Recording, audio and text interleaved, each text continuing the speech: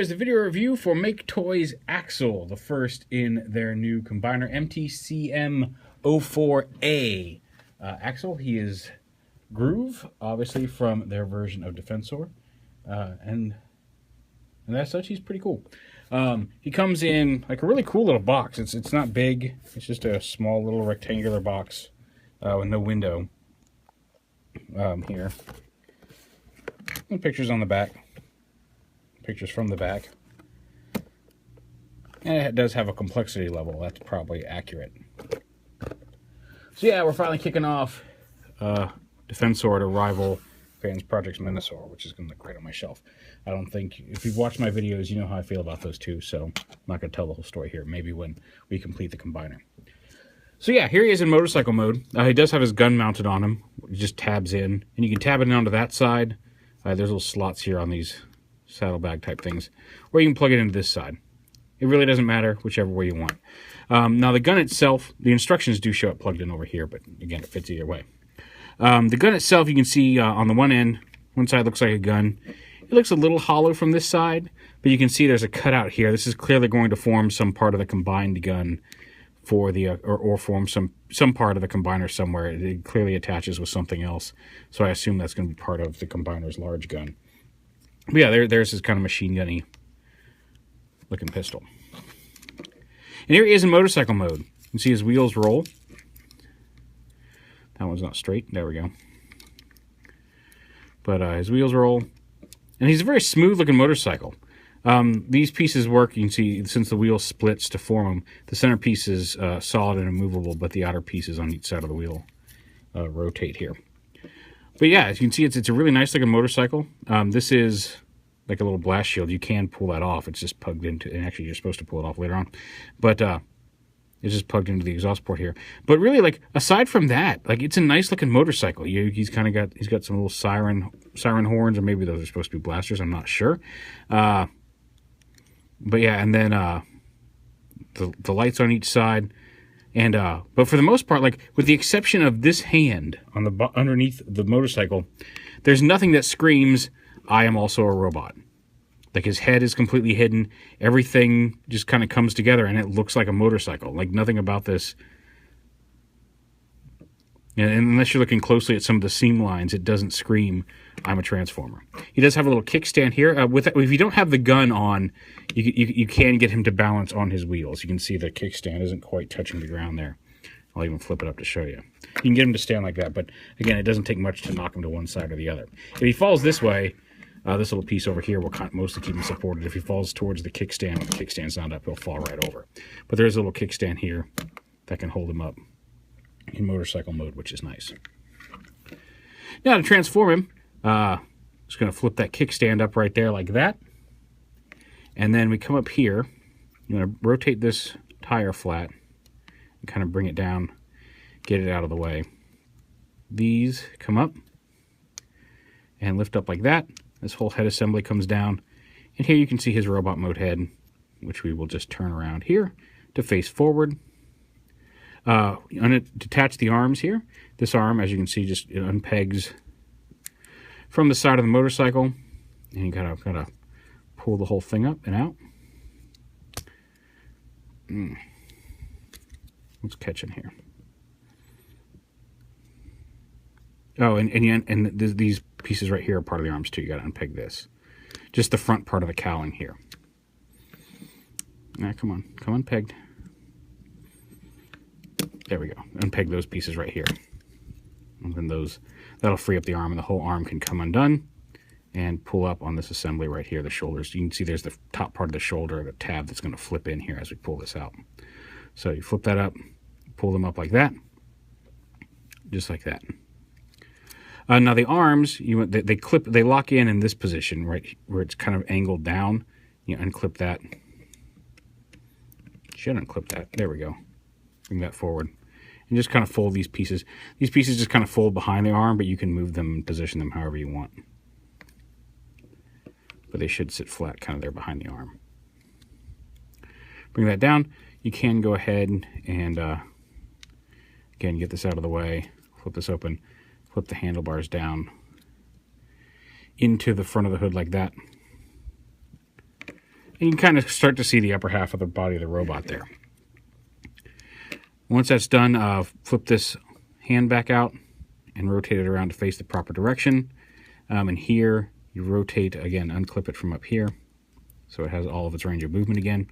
And you just rotate this exhaust pipe back up like that, rotate his hand out, and there you go. Now the legs, you want to split the wheel here. Actually, you want to fold these down, untab the wheel like that. This little piece right here was tabbed on right up there. So you untab that and pull those down. And this is where it gets crazy. So once that's done, you split this piece back here, which will free this piece out from the middle. And then these are his hips right here, and there's an armature back here. So you pull this out to the side. You can see that armature comes out and down and around. And bring that all the way down. And same on this side. Pull the hip out from under the seat and rotate that armature down. That's probably the scariest and hardest part of this whole transformation, is getting those to move up and down. Then rotate this up. This should go up. Oh, right. Okay, I haven't done everything here yet. Or have I? Wait. This should, I thought this sat up higher on the knee. Maybe I'm just doing something wrong here. But these will open up like that.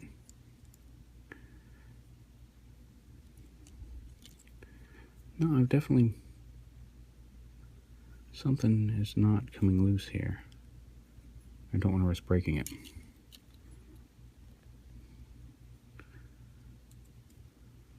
No. See, that knee part should sit, the wheel sits down near the ankle. That should come up somehow.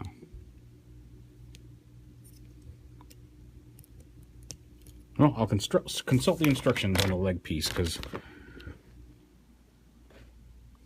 yeah, so you can see the knee part should sit right up here on top of this, and yet something has closed up.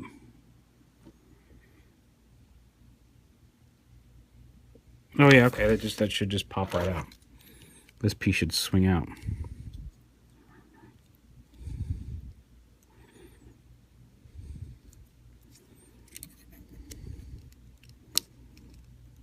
Yeah, there we go. See, it's starting to move out there. Okay, take it back. This is now the scariest part of this transformation. There we go. Pull that out, and then yeah, there you go, and then the knee comes out. That must have smished together when I was transforming it earlier, and didn't catch it.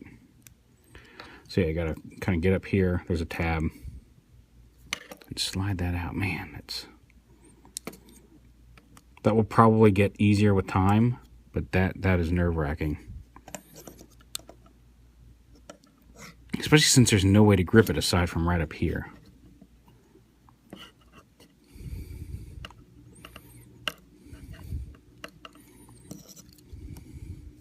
Nope, not quite far enough yet. There we go. So yeah, it just takes a little slow prying. And bring that down. This piece right here flips up under the seat. And once that's done, you open up these, and these will flip down and form the outer leg here. And then this will be his foot. So you see that comes down and forms his ankle. And this forms his toe. And there's a little piece right here that you flip up. Just this little piece on the end flips up to help widen his foot out and support the robot. So you bring those down like that.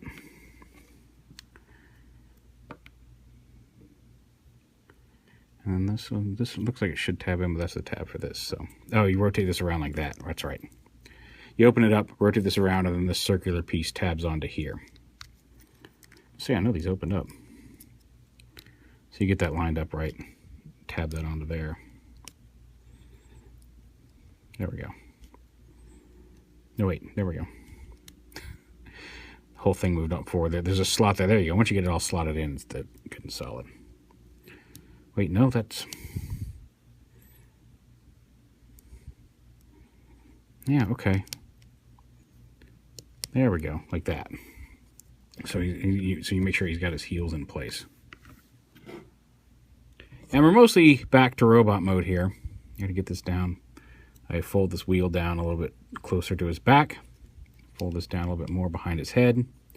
The chest pieces right here split open and then kind of rotate out and up to form his chest. Just like that. And then the whole spine system back here collapses in to form his body. And there you go. Now you can take this piece. This piece can store back here on the back of his arm. If you don't want the shield on his arm, you can unpeg it from the exhaust pipe here, and it pegs in right here on his back, just like that. So you can store that there. And there's Axel in robot mode. Now, one of the things that I know a lot of people were complaining about, and not even complaining about, but had an issue with early on, was this seat piece sticking straight out like that. And the fact of the matter is, like, that's how a lot of the pictures had it, and that's even how the packaging has it. But if you don't like that, it does collapse in like that. You can have him have a normal lower body. It is still the seat, but it doesn't have to jut forward if you don't want it to, which is a nice improvement. You can put it at whatever angle you prefer to have it at, and it fills in that lower body. It doesn't latch that I can tell. I mean, there is this piece under here, but that doesn't seem to lock in anywhere in between the legs. So, but yeah, he can hold his gun in either hand, just like that. You can tab it in to one of the slots on the little saddlebag pieces, but that would be silly. Oh, knock that piece off again. And again, you can leave this piece on anywhere. I'm just going to try to keep it plugged into his back. There we go. Now, the one area of worry that ended up not being a huge concern when I was playing with it, but something you still want to be careful about, is these handlebars. Like, they're on thin, they're designed to look like handlebars. They're on thin plastic rods, to bring them up. But they do kind of sit right here behind his head. So when you're moving these arms and stuff, you want to be careful not to catch those behind something, because you don't want to inadvertently snap those off. Like I said, it hasn't been an issue in play. It was one of the first things that when I opened, I'm like, oh, I have to be careful with that. And has not turned out to be something I've been overly concerned with. It hasn't caused itself to be an issue, but do note that. Just do be careful with that. Outside of that, he's got a ball-jointed head here, which can look around. He almost has kind of a thin neck. It would have been better if maybe that sat a little lower, but otherwise it'd be harder to get the clearance to move all the handlebars and everything around him into motorcycle mode. He's got ball-joint shoulders. He's got a bicep swivel here. You can, again, these panels right here, you can position out of the way if you don't want them sitting so far out to the side. You can kind of fold them around to the back so they're not as visible from the front. Entirely up to you. But he does have a bicep swivel there. He's got dual hinge elbows when you unlock them from the motorcycle transformation. And he's got a wrist swivel. This one's actually on a ball joint, but due to the shape, the flat hand right up against the flat wrist part, there's not a whole lot of ball rotation or ball movement on it, but you can rotate it and move it up and down just a little bit. He does have a little bit of a waist swivel here. It kind of swivels around that right there on the spine piece, around the seat there that forms his crotch. Okay, you know what? You're just going to sit over here for right now, because I'm going to keep knocking you off. This hand also has the same type of ball joint. It does also swivel a little bit for transformation, but that's about it. There's his little kickstand on his arm. His hips rotate in and out like this, as well as have a forward and back rotation. They don't go super far back because of how this whole system works, but it is there. He's got a bicep or a thigh swivel right underneath that. Then he's got the dual hinge knees, and his foot does have a good range of motion in it this way, and this white piece on the silver piece also has an ankle tilt to it. So you've got a decent range of motion all about him. He's a little stocky and skinny, but he's a motorcycle bot, so it's not super surprising.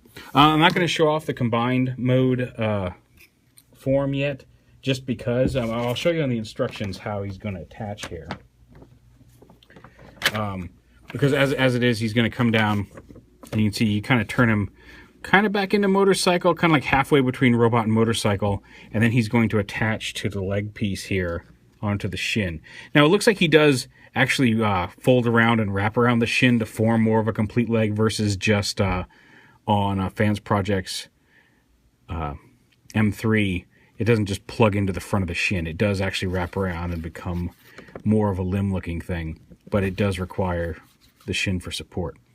So we'll show that off when we get at least once Vulcan's in hand, and we can show off that actually connected to a piece versus just kind of a floppy half motorcycle, half robot configuration here. But yeah, he's pretty cool. Like I said, build quality is solid. I haven't had any issues with any quality control concerns, or nothing was loose, broken, weirdly fitting, warped out of the package. He's a different take on Groove, but not a bad one. Like the motorcycle is just an amazing looking little police bike. Like, I'm really impressed with his alt mode. And like I said, the transformation, like when you get it and you're thinking like, oh god, this has to turn into a motorcycle.